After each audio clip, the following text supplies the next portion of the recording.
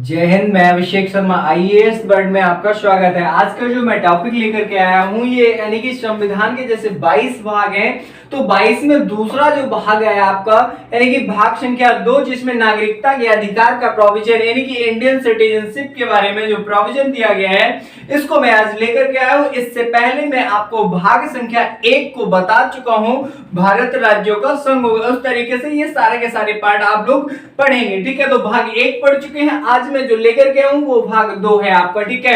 ये कितने अनुच्छेद कवर करता है? पहला तो यही प्रश्न बन जाता है कि नागरिकता के अधिकार किस भाग में निहित हैं, तो भाग संख्या 2 में। इसके बाद आगे अगर हम चर्चा करें, चर्चा क्या भैया कि कितने अनुच्छेद को कवर करता है, तो ये 5 से लेकर के यह 11 अनुच्छेद तक कवर करता है, यानी कि 5 से 11 अनुच्छेद तक ये आपका कवर करता है। चलिए आइए समझने का प्रयास करें। यहाँ पर देखिए 3 शब्द लिखे हुए हैं, 3 शब्दों का ये मतलब समझिए। देखिए कोई एक पर्सन होता है, इसके बाद में कोई सिटीजन है और यहाँ पर माइनॉरिटी लिखा हुआ है। पर्सन का मतलब क्या होता है भैया कि कोई व्यक्ति यहाँ पर अगर जैसे विदेश से कोई व्यक्ति भारत में घूमने आता है तो हमारे लिए वह एक आपका एक पर्सन कहलाएगा, यानी कि क्या कहलाएगा भैया? पर्सन कहलाएगा। अगर हम बात करें सिटीजन की, तो हम लोग भारत के नागरिक हैं, तो हम लोग भारत का क्या कहलाएंगे? सिटीजन, नागरिक कहलाएंगे। माइनॉरिटी क्या होता है? यानी कि ये आपका अल्पसंख्यक होता है। क्या होता है भैया? अल्पसंख्यक। इसको 2 तरीके से बांटा जाता है। देखिए एक बांटा जाता है आपका धार्मिक आधार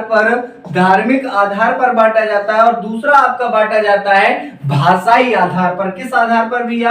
भाषाई आधार पर, ठीक है। तो इनको 2 प्रकार से बांटा जाता है माइनॉरिटी को। तो इस प्रकार से आपने उसको समझा है। इसके बाद अब जो आप चर्चा करने वाले हैं, नागरिकता पे चर्चा करेंगे, ठीक है। तो पहले एक सवाल आपका यहीं से प्रश्न बनता है आपका कि नागरिकता शब्द का सबसे पहले प्रयोगकर्ता कौन होता है? तो नागरिकता शब्द यानी कि जो नागरिकता जो शब्द है, इस शब्द का सबसे पहले प्रयोगकर्ता कौन होता है? तो इसका नाम होता है अरस्तु, ठीक है। तो अरस्तु, अरिस्टोटल जो होते हैं वो नागरिकता शब्द को सबसे पहले देते हैं। इसके बाद अगले अगर हम प्रश्न की भी चर्चा करें, तो जो नागरिकता है यह किस देश से ली गई है? तो नागरिकता जो आपका है यह ब्रिटेन से ली गई है। नागरिकता ब्रिटेन से ली गई है। कहां से ली गई है? ब्रिटेन से ली गई है, ठीक है। अगला प्रश्न क्या बन सकता है कि नागरिकता जो है आपकी, पहला यही कि ब्रिटेन से ली गई है, दूसरा क्या बन सकता है कि भारतीय नागरिकता कैसी नागरिकता है? एकल नागरिकता है या फिर अन्य, ठीक है। तो भारत की जो नागरिकता है वो एकल नागरिकता है। कैसी नागरिकता है? एकल नागरिकता, ठीक है। तो भारत की एकल नागरिकता है। जब भारत की एकल नागरिकता है तो उससे पहले जहां से मैंने लिया हुआ था, जहां से हम लोगों ने लिया था ब्रिटेन, तो ब्रिटेन में भी कैसी नागरिकता देखने को मिलेगी आपको? तो ब्रिटेन में भी भैया एकल नागरिकता आपको देखने को मिलेगी, ठीक है। तो भारत में भी एकल। इस एकल नागरिकता का मैं आपको मतलब समझा दूं। एकल नागरिकता का भैया मतलब सीधा सा ये होता है आपका कि भारत में राज्य है, इसके बाद पूरा भारत बनता है, ठीक है। राज्यों से पूरा भारत बनता है। अब आप कहें कि हम तो उत्तर प्रदेश के नागरिक, भाई उत्तर प्रदेश के आप निवासी हो सकते हैं, लेकिन नागरिक की अगर बात करेंगे तो आप भारत के नागरिक हैं। कहां के हैं भैया? भारत के नागरिक हैं। तो इस प्रकार से आपकी ये नागरिकता एकल नागरिकता देखने को आपको मिलती है। हाँ, अगर हम बात करें जैसे अमेरिका है, तो अमेरिका में 50 राज्य है, तो 50 राज्य में पहले आपको राज्य की नागरिकता, फिर देश की नागरिकता, तो वहां पर यानी कि नागरिकता कई मतलब 2 प्रकार की नागरिकता है, और भारत में कैसी है? एकल नागरिकता का प्रोविजन दिया गया है। अगले अगर हम प्रश्न की यहां पर बात करें, तो नागरिकता से बनने वाले जो फैक्चुअल पॉइंट हैं वो यहां पर देख रहे हैं, ठीक है। अगला अगर हम पॉइंट की बात करें, जैसे भारत में नागरिकता कितने प्रकार से ली जा सकती है? तो भारत में नागरिकता 5 प्रकार से, कितने प्रकार से? 5 प्रकार से नागरिकता ली जा सकती है, ठीक है। और भारत में नागरिकता कितने प्रकार से समाप्त की जा सकती है? तो भारत में नागरिकता 3 प्रकार से समाप्त की जा सकती है। ये है समाप्त की जा सकती है, और यहां पर है ली जा सकती है, ठीक है। तो यहाँ पर भारत में नागरिकता 5 प्रकार से ली जा सकती है, और 3 प्रकार से नागरिकता को क्या किया जा सकता है? समाप्त किया जा सकता है। तो यहाँ से ये बनने वाले प्रश्न है। इसके बाद में जैसे मैं आपसे अगर कहूं कि नागरिकता में अगर कोई भी किसी को संशोधन करना होगा तो यह संशोधन करने का अधिकार किसके पास होता है? तो नागरिकता में जो संशोधन करने का अधिकार होता है यह संसद के पास होता है। ठीक है, तो नागरिकता में यानी कि जो संशोधन करने का अधिकार, संशोधन करने का अधिकार ये आपका संसद के पास होता है, संसद। ठीक है, तो नागरिकता में संशोधन कौन कर सकता है? संसद कर सकती है। ये बनने वाले फैक्चुअल पॉइंट है जो आपको समझ में आ रहे होंगे। ठीक है, चलिए आगे। आपके लिए एक बात मैं कहना चाहता हूं कि आपको अगर यह वीडियो पसंद आ रहा है तो इस वीडियो को आप लोग लाइक शेयर सब्सक्राइब करना ना भूलें। ठीक है, क्योंकि हमें क्या है कि इन्हीं वीडियो से मोटिवेशन मिलता है जिससे हम आगे के वीडियो को और क्रिएट कर सकें। चलिए आगे बढ़ते हैं। ठीक है, तो हमें देखिए भाग 2 में पढ़ने हैं और भाग 2 में 5 से 11 अनुच्छेद पढ़ने हैं नागरिकता के अधिकार में। ठीक है, तो आइए समझने का प्रयास करें। हम बात करेंगे अनुच्छेद संख्या 5 की, यानी कि अनुच्छेद संख्या 5 में क्या दिया गया है आइए समझिए। संविधान के प्रारंभ में नागरिकता। ठीक है, यानी कि 5 अनुच्छेद तो यही कहता है कि संविधान के प्रारंभ में, हाँ एक चीज और आपको मैं गारंटी लिखित दे दूं, ये आपको पूरा नागरिकता के अधिकार याद हो जाएंगे। इसके बाद आप किसी भी प्रैक्टिस सेट से सॉल्व करिए या नागरिकता से जितने भी क्वेश्चन बन सकते हैं आप सारे के सारे क्वेश्चनों को विधिवत ढंग से कर पाएंगे। या आने वाले एग्जाम में या फिर जो भी प्रश्न आ चुके हैं सारे के सारे प्रश्न यहीं से फाइंड आउट होने वाले हैं, तो समझते रहिए मेरे साथ। ठीक है, यहाँ पर देखिए आर्टिकल संख्या 5, आर्टिकल संख्या 5 में दिया गया है संविधान के प्रारंभ में नागरिकता। तो यह अनुच्छेद ही कहता है कि संविधान के प्रारंभ में नागरिकता के अधिकार। ठीक है, तो यहां पर कब से, अब संविधान प्रारंभ का मतलब क्या है? 26 जनवरी 1950 को संविधान भारत देश में पूर्णतः लागू किया गया था और 26 नवंबर 1949 को भारत देश में संविधान को आंशिक रूप से लागू किया गया था। तो यहां पर आपको समझना होगा 26 जनवरी 1950 की बात को। ठीक है, तो संविधान के प्रारंभ में नागरिकता मिल जाएगी, वो किन किन प्रकार से मिलेगी तो ये आपको यहां पर समझना पड़ेगा। आइए समझने का प्रयास करें। जैसे पहला लिखा हुआ है उसका जन्म भारत में हुआ हो। ठीक है, अरे भाई सीधी सी बात है, उसका जन्म कहां हुआ हो? भाई भारत में हुआ तो वो भारत का क्या कहलाएगा? नागरिक कहलाएगा। आपका भी जन्म भारत में हुआ है, यहीं पर हुआ है, तो आप भारत के नागरिक ऑटोमेटिक बन गए। ठीक है, तो यहाँ पर भारत में जन्म हुआ हो। दूसरा क्या प्रकार कहता है? उसके माता पिता का जन्म भारत में हुआ। अरे भाई आपके भी माँ बाप का जन्म भारत में हुआ, हमारे भी माता पिता का जन्म भारत में हुआ, तो यानी कि माता पिता के आधार पर यहाँ पर आपको नागरिक देखने को मिल जाएगी। ठीक है, अगले में पॉइंट में क्या लिखा है? 26 जनवरी 1950, बात तो वही है 26 जनवरी 1950 के बाद, यानी कि यहाँ पर 5 साल पहले से भारत में रह रहा हो। ठीक है, यानी कि देखिए भारत के मतलब संविधान के प्रारंभ में नागरिकता। ठीक है, अगर वह बंदा 26 जनवरी 1950 से 5 साल पहले से, यानी कि बात करें अगर 1945 से वो अगर भारत में रह रहा है तो उसको भारत का नागरिक बना दिया जाएगा। ठीक है, चलिए आगे बात करते हैं। अगला भैया आपका दिया गया अनुच्छेद संख्या 6। ठीक है, देखिए एक बार आप डिटेल से पढ़ लीजिए, फिर इसके बाद में मैं अनुच्छेद 5 से 11 तक एक बार में लिखूंगा और एक बार में आपको याद करवा दूंगा। ठीक है, परेशान मत होइए, यहाँ पर समझने का प्रयास करें। देखिए यहाँ पर अनुच्छेद संख्या 6 क्या कहता है? अनुच्छेद संख्या 6 यानी कि पाकिस्तान से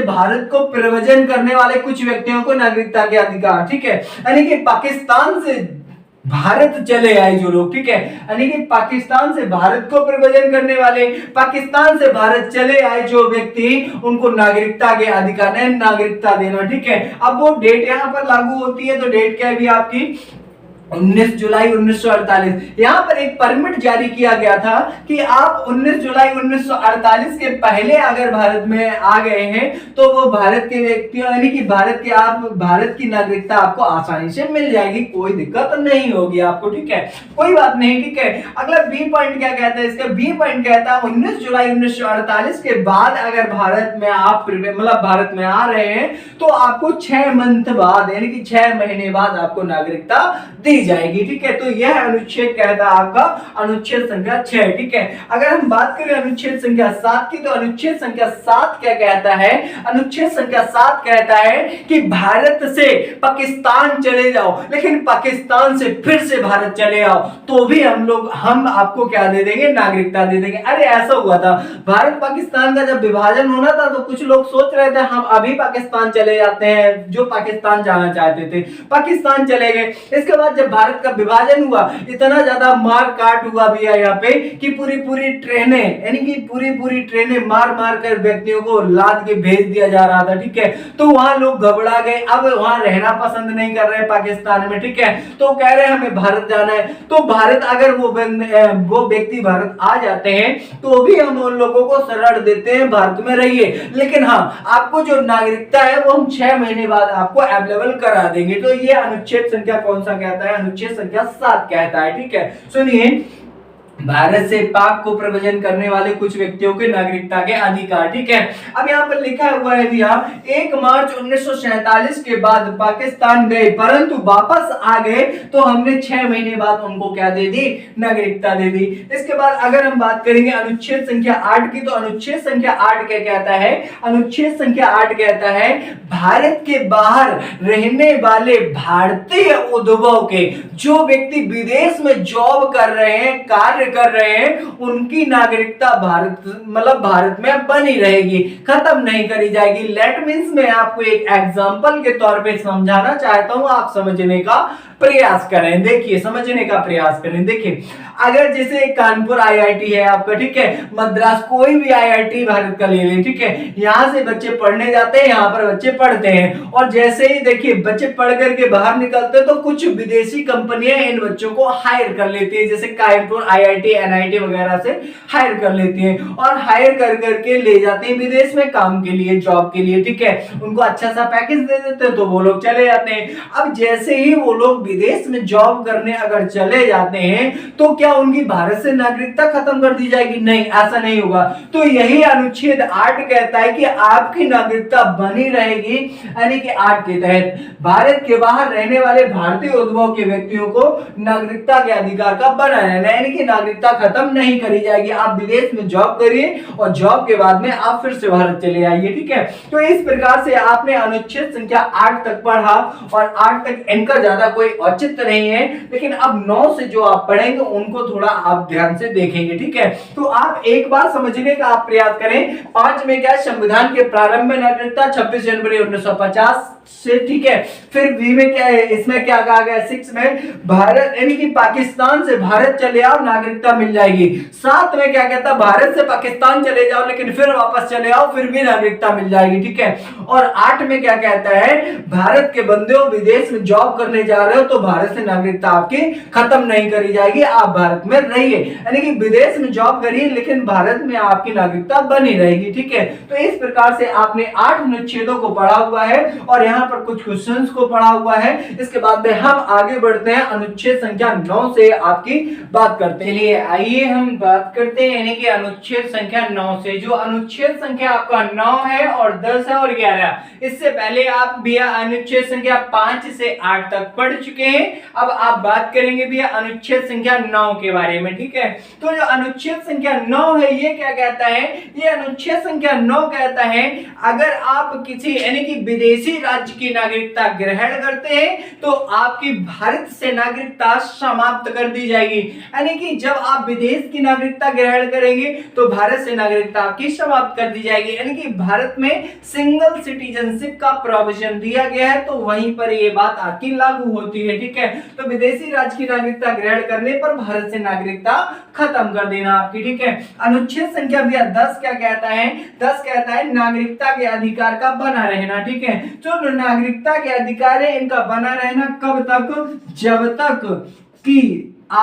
तक कि आप कोई देश विरोधी कार्य ना करें। देश विरोधी, ठीक है, जब तक कि आप कोई देश विरोधी कार्य ना करें तब तक आपकी नागरिकता के अधिकार बने रहेंगे। देश विरोधी कार्य का क्या मतलब है? तो देश विरोधी कार्य का सीधा सा मतलब है कि जैसे भारत और पाकिस्तान का युद्ध हो जाता है, अब यहां पर आप भारत का सपोर्ट नहीं करते हैं, आपको बोलना चाहिए भारत जिंदाबाद, लेकिन आप वहां पर बोल रहे हैं पाकिस्तान जिंदाबाद, पाकिस्तान जिंदाबाद। इसका क्या मतलब है? तो आप देश विरोधी कार्य कर रहे हैं। जब आप देश विरोधी कार्य कर रहे हैं तो आपकी भारत से नागरिकता क्या कर दी जाएगी? खत्म कर दी जाएगी। और यहां पर लिखा हुआ है अनुच्छेद संख्या 11 है, जिसमें लिखा है नागरिकता के अधिकार में अगर नागरिकता में अगर कोई भी संशोधन करना होगा तो यह संशोधन करने का अधिकार किसके पास होता है? तो यह संशोधन करने का अधिकार संसद के पास होता है। और संसद में यह संशोधन कौन करता है? तो गृह मंत्रालय करता है। कौन सा मंत्रालय? गृह मंत्रालय करता है। ठीक है, तो इनकी नागरिकता में संशोधन करने का अधिकार किसके पास है? संसद के पास है। संसद में कौन करेगा? गृह मंत्रालय। आपको पता है कि गृह मंत्री वर्तमान में कौन है? अमित शाह साहब हैं। ठीक है, तो अमित शाह, यानी कि अभी जो कानून लाए गए थे नागरिकता से संबंधित तो वो अमित शाह के द्वारा ही लाए गए थे। ठीक है, तो यहाँ पर आपने पढ़ लिया है अनुच्छेद संख्या 9, 10 और 11 को। अब बात करेंगे यहाँ पर फैक्चुअल जो पॉइंट्स बन सकते हैं उनकी। ठीक है, तो इसके बाद में जो चर्चा करेंगे हम लोग, तो आगे समझने का आप लोग प्रयास करें।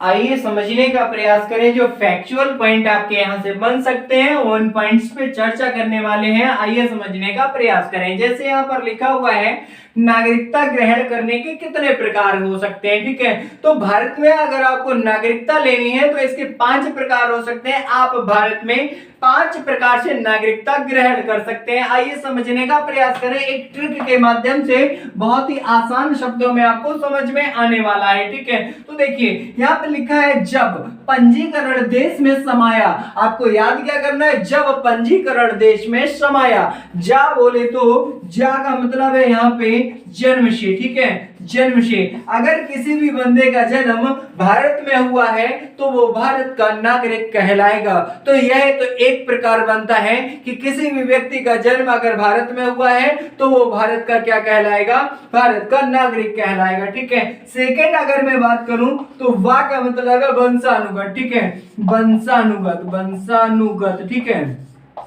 इसका क्या मतलब है कि उसकी डायनेस्टी, उसका वंश कहां का होना चाहिए? भारत का होना चाहिए, तो बंदा भारत का नागरिक कहलाएगा। आपको किस आधार पर नागरिकता मिली हुई है? वंश के आधार पर। वंश बोले तो आपके पिताजी का जन्म भारत में हुआ है तो आप भारत के नागरिक कहलाए। ठीक है, मेरे पापा का जन्म या मेरे पिताजी का जन्म भारत में हुआ है तो मैं भारत का नागरिक, और उनके पिताजी का जन्म भारत में हुआ है इसलिए वो ना। तो इस प्रकार से यानी कि यहाँ पर वंश के आधार पर नागरिकता आपको मिल जाएगी। ठीक है, इसके आगे लिखा है पंजीकरण द्वारा। किसके द्वारा भैया? पंजीकरण के द्वारा। ठीक है, आपका पंजीयन होना चाहिए। कहां पर? भारत में आपका पंजीयन होना चाहिए। जैसे आपके क्या होना चाहिए? आधार कार्ड, आईडी होनी चाहिए। आधार कार्ड कोई आईडी होनी चाहिए, अगर ये नहीं तो दूसरा कोई आईडी। जैसे आप लेट मीन्स बात करें जो आपका पहचान पत्र होता है, क्या होता है भैया? पहचान पत्र होता है, ये होना चाहिए आपका। इनकी जो आपका यानी कि वोटर आईडी कार्ड होता है। ठीक है, आपका ड्राइविंग लाइसेंस, कोई भी एक आपका पंजीयन होना चाहिए भारत में। ठीक है, तो इस प्रकार से ये आप भारत के नागरिक कहलाएंगे, तो पंजीकरण द्वारा। ठीक है, फिर है देशीकरण द्वारा। किसके? देशीकरण। ठीक है, देशीकरण द्वारा। ये देशीकरण आपका लिखा हुआ है, आपका देशीकरण यानी कि देखिए 552 रियासतें थी तो ये भारत में इन रियासतों का देशीकरण करवाया गया था। तो देशीकरण के माध्यम से भी कोई व्यक्ति भारत का नागरिक बन सकता है, और इसका मतलब होता है यहाँ पर 10 वर्ष तक कोई भी बंदा भारत में रहे तो वो देशीकरण के माध्यम से भारत का नागरिक बन सकता है। अगर वह व्यक्ति कला के क्षेत्र में, विज्ञान के क्षेत्र में, साहित्य के क्षेत्र में अच्छे कार्य करता है तो वो 10 वर्ष तक भारत में रहे तो भारत का नागरिक कहलाएगा। अगला लिखा है मैं शामिल करवा करके। ठीक है, इसका मतलब है शामिल करा करके। क्या मतलब है इसका? तो इसका मतलब है शामिल करवा करके, शामिल करवा कर, ठीक है। का शामिल करवाने का क्या मतलब है? इसके फॉर एग्जांपल की अगर हम बात करें, जैसे सिक्किम भारत का राज्य है। सिक्किम को भी हमने पहले भी, अब ये एक देश हुआ करता था, तो 35वें संविधान संशोधन 1974 के तहत सिक्किम को सहराज्य का दर्जा दिया गया और यह असम का सहराज्य बना है। इसके बाद में 36वें संविधान संशोधन 1975 के तहत सिक्किम को पूर्ण राज्य का दर्जा दिया गया और यह भारत का एक नया राज्य बना, ठीक है। तो भारत का सिक्किम बनने वाला 22वां राज्य था, जिसकी स्थापना 16 मई 1975 को की गई थी, ठीक है। तो सिक्किम के लोग, ठीक है। इसका एक एग्जांपल आपको गोवा का भी देखने को मिलता है, ठीक है। तो शामिल करवा करके मैंने आपको बताया था कि नागरिकता ग्रहण करने के 5 प्रकार हो सकते हैं। पहला प्रकार जन्म से, दूसरा प्रकार वंशानुगत, तीसरा प्रकार पंजीकरण द्वारा, चौथा प्रकार देशीकरण द्वारा और 5वां प्रकार शामिल करवा करके, ठीक है। भारत में जन्म हो तो वो भारत का नागरिक कहलाएगा, वंश होना चाहिए, इस प्रकार से 5 प्रकार से कोई व्यक्ति है भारत का नागरिक बन सकता है। आइए थोड़ा यहाँ समझने का प्रयास करें। देखिए आपका जो नागरिकता यानी कि मतलब अधिनियम आया था, ठीक है। तो नागरिकता अधिनियम कौन सा? नागरिकता अधिनियम, ठीक है। जो नागरिकता अधिनियम आया हुआ था, ये आपका 1955 में आया था। कब आया था? 1955 में, ठीक है। तो नागरिकता अधिनियम पूछेगा कब आया? 1955 में आया। इसके बाद में इसमें लगातार कई सारे संशोधन समय समय पर किए जाते रहे। क्यों? क्योंकि जब व्यक्ति कोई चीज सोचता है, कोई चीज बनाता है, तो वो अपने आप में ऐसा नहीं है कि परफेक्ट हो, ठीक है। इसके बाद में उसमें कई संशोधन किए जाते हैं। तो उसी प्रकार से एक अधिनियम आया 1955 में। तो इस अधिनियम के बाद में इसमें सबसे पहला जो संशोधन हुआ था, सबसे पहला संशोधन 1986 में हुआ। तो प्रश्न दूसरा आपका बनता है, नागरिकता अधिनियम में सबसे पहला संशोधन कब होता है? तो 1986 में। और प्रश्न पहला क्या बना हुआ था? नागरिकता अधिनियम कब आया? तो 1955 में। यह पहला संशोधन होता है, ठीक है। पहला संशोधन होता है, ठीक है। तो ये नागरिकता में पहला संशोधन 1986 में होता है, ठीक है। 1986 में यह संशोधन आपको इसी का देखने को मिलता है, जन्म के आधार पर। क्यों? क्योंकि जन्म के आधार पर, अब देखिए किसी भी देश को अगर बर्बाद करना है तो उसमें थोड़ा समय लगता है। जैसे पाकिस्तानियों ने भारत को बर्बाद करने की सोची, क्या सोची? प्लानिंग थी उन लोगों की कि भारत में जन्म के आधार पर नागरिकता मिलती, बात सही है। उधर से महिलाएं भेज देंगे यहाँ पे और यहाँ पर बच्चे का जन्म हो जाएगा और जब जन्म हो जाएगा तो वो भारत का नागरिक कहलाएगा। इसके बाद में वो यहीं पर आतंकी गतिविधियां बन पाएगा। तो ये कहीं ना कहीं बात गलत है आपकी, ठीक है। तो भारत सरकार की आंखें खुली 31 साल बाद और यहाँ पर भी जब 31 साल बाद भारत की आंखें खुली तो 31 साल बाद भारत ने एक संविधान में संशोधन कराया कि जन्म के आधार पर हम नागरिकता तो दे देंगे, लेकिन माता पिता की जो नागरिकता है वो वैलिड होनी चाहिए, ठीक है। तो यहाँ पर नागरिकता के अधिकार दे दिए गए, ठीक है। इसी में भी यह पहला 1986 में हुआ। इसके बाद में यह आपका यानी कि समय समय पर बदलता रहा। 1992 में हुआ, फिर 2003 में हुआ, 2005 में हुआ, 2015 में हुआ। इस प्रकार से कई सारे संशोधन आपको देखने को मिलते रहे होंगे, ठीक है।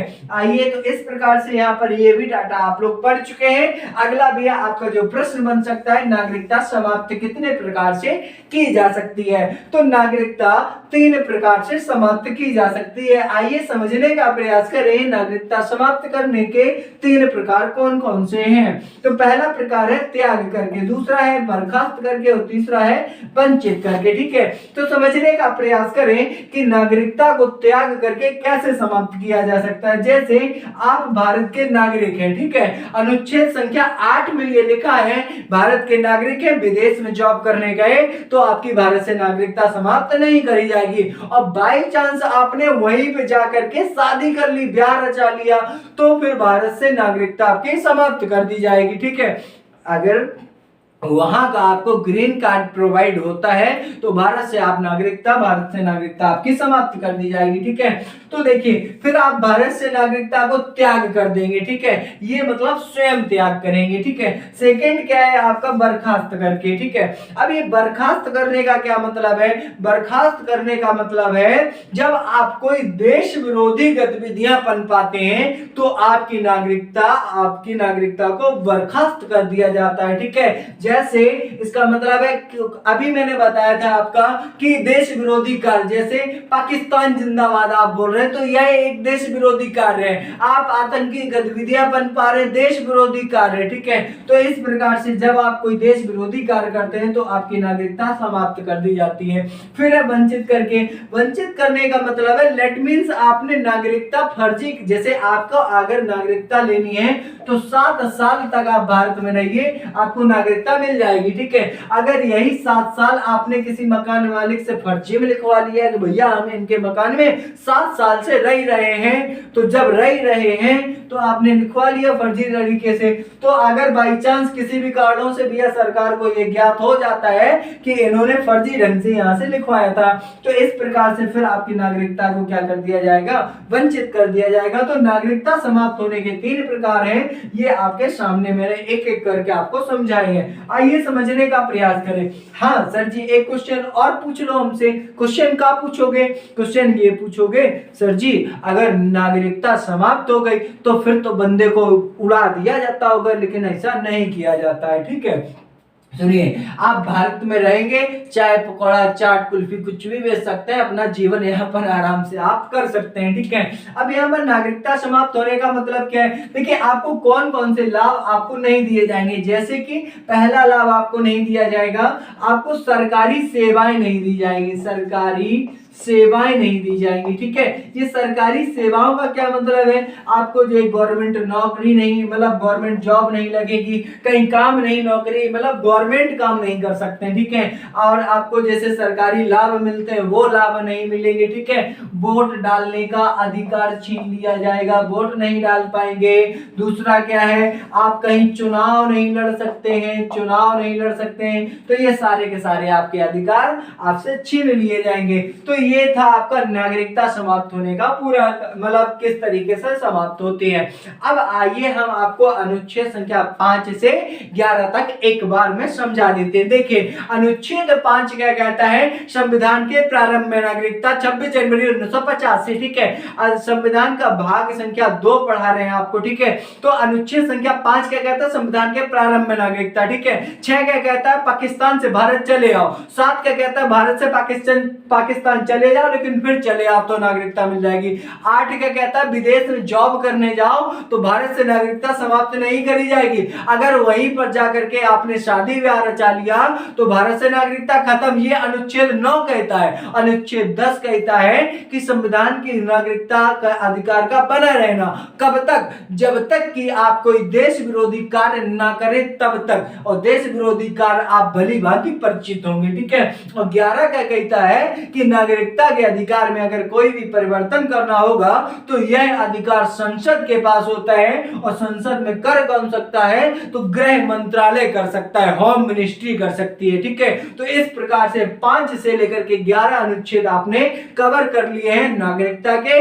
अगर आप अब भूल जाएं तो आपको इससे अच्छा कोई नहीं पढ़ाने वाला है। ठीक है, आप याद कर लीजिए, इसी प्रकार से आपको सारे के सारे याद करने पड़ेंगे, थोड़ा देखना पड़ेगा। ठीक है, आइए हम थोड़े क्वेश्चन की चर्चा करते हैं। नागरिकता के अधिकार को कहां से लिया गया? तो तुरंत आप बताओगे कि ये आपका ब्रिटेन से लिया गया। ब्रिटेन में कैसी नागरिकता है? एकल नागरिकता। तो भारत में कैसी नागरिकता है? एकल नागरिकता। नागरिकता अधिनियम कब आया? 1955 में आया। नागरिकता अधिनियम में पहला संशोधन कब हुआ? 1986 में हुआ। इसके बाद अभी जो संशोधन हुआ है 2019 वाला संशोधन हुआ है। ठीक है, आगे समझने का और प्रयास करें। नागरिकता कितने प्रकार से ली जा सकती है? भैया नागरिकता 5 प्रकार से ली की जा सकती है जब पंजीकरण देश में समायान जन्म से वंशानुगत पंजीकरण देशीकरण शामिल करवा करके। कितने प्रकार से खत्म करी जा सकती है? 3 प्रकार से, त्याग, बर्खास्त और वंचित करके। ठीक है, अब नागरिकता खत्म कर दी जाएगी तो काका हटाया जाएगा, चुनाव नहीं, वोट नहीं डाल पाएंगे, सरकारी सेवाएं नहीं मिल पाएंगी। ठीक है, ये तो नहीं है मिसाइल इधर को उड़ा दिया जाए, नहीं ऐसा नहीं किया जाएगा। ठीक है, तो इतने प्रकार के क्वेश्चन बन सकते हैं। नागरिकता का पहला प्रयोग किसने? नागरिकता शब्द का सबसे पहला प्रयोगकर्ता कौन है भैया? तो अरस्तु नाम लेता है इसका सबसे पहले। ठीक है, तो इस प्रकार से आपने नागरिकता के वीडियो को पूरा देखा है। ठीक है, आगे इस वीडियो को और आप लोग शेयर करें, सब्सक्राइब करें।